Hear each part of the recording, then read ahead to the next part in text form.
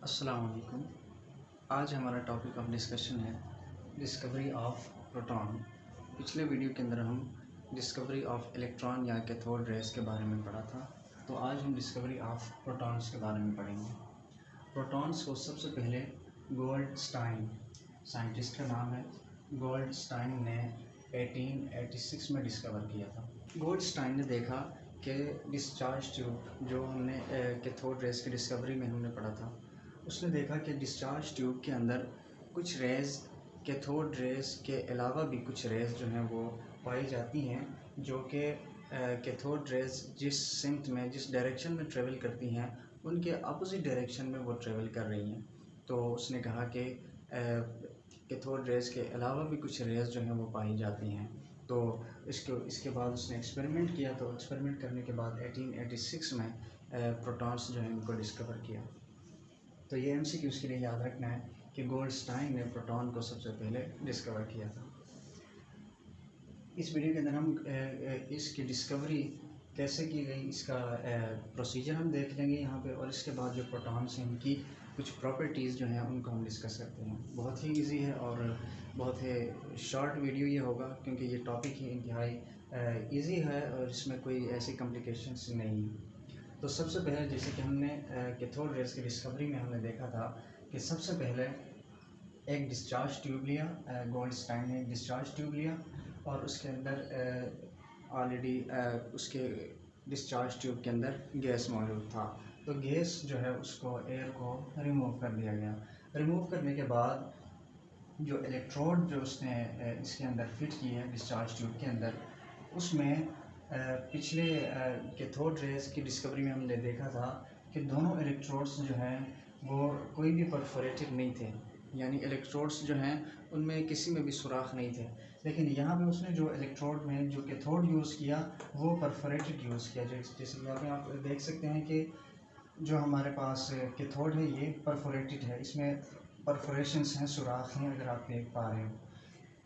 तो दूसरा जो है एनोड इसने इसके अंदर फिट किया और इनको हाई वोल्टेज बैटरी के साथ अटैच किया। अटैच करने के बाद जब इसको हाई वोल्टेज करंट जो है इसको जब सप्लाई किया गया, तो उसने देखा कि इस डिस्चार्ज ट्यूब के अंदर कुछ ऐसे रेज़ हैं जो कि एनोड के अपोजिट जो है वो ट्रेवल कर रही हैं।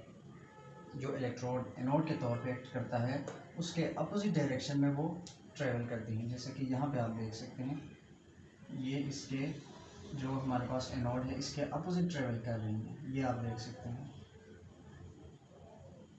ये एनोड के अपोजिट ये ट्रेवल कर रही हैं, यानी कैथोड की तरफ ये ट्रेवल कर रही हैं।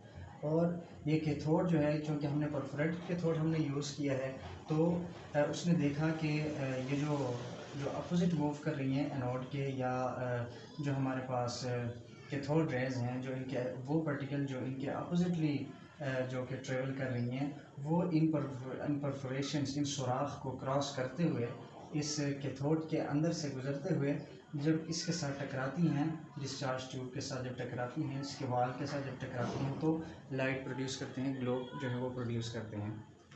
तो उसने इनको कैनाल रेज का नाम दिया। कैनाल रेज क्यों कहा गया? क्योंकि ये इन सुराख को पास करने के बाद जो है जाके ये वाल के साथ टकराती हैं, तो इसलिए उन्होंने इनको नाम दिया कैनाल रेज का, और बाद में इनको प्रोटॉन्स कहा गया। अब ये कैसे पता चला कि प्रोटॉन के ऊपर जो है पॉजिटिवली चार्ज होता है?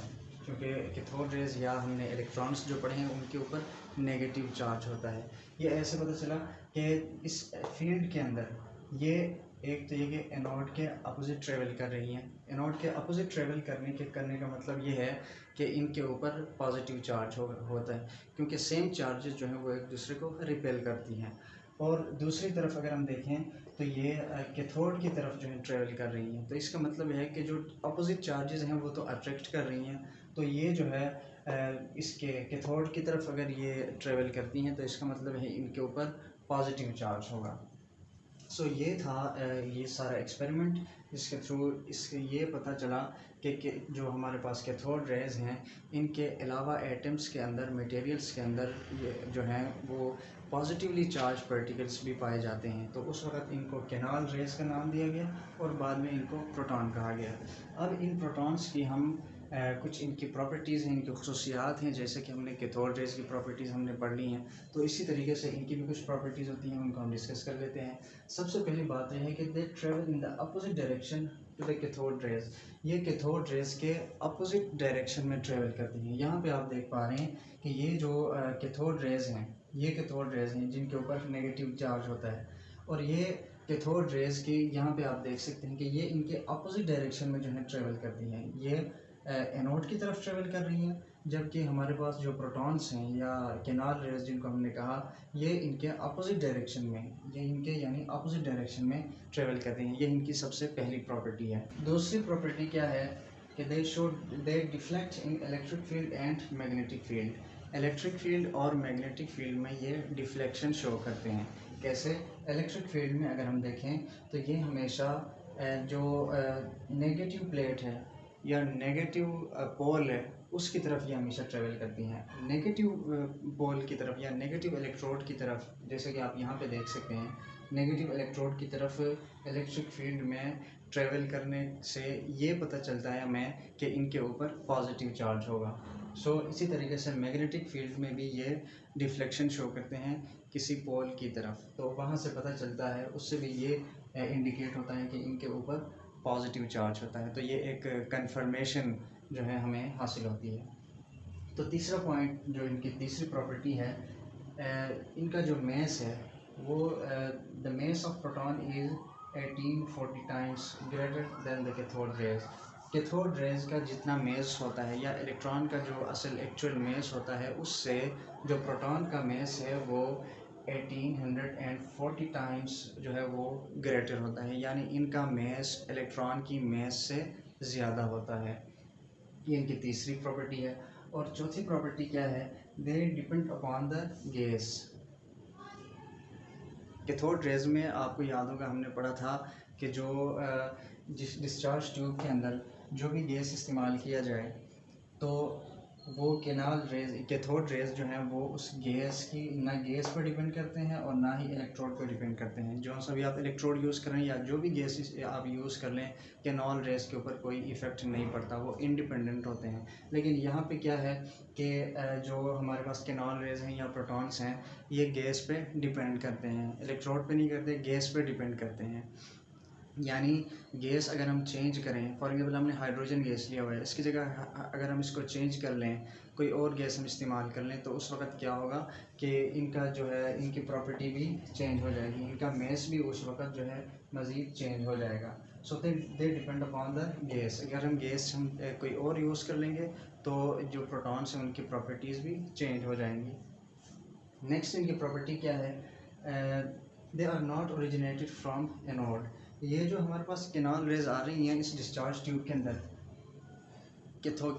उसमें हमने पढ़ा था कैथोड रेज में कि जो कैथोड रेज निकल रही हैं वो कैथोड से निकल रही हैं, लेकिन यहाँ पे क्या है, यहाँ पे एनोड से नहीं निकल रही, इनका इलेक्ट्रोड के साथ कोई रिलेशन नहीं है।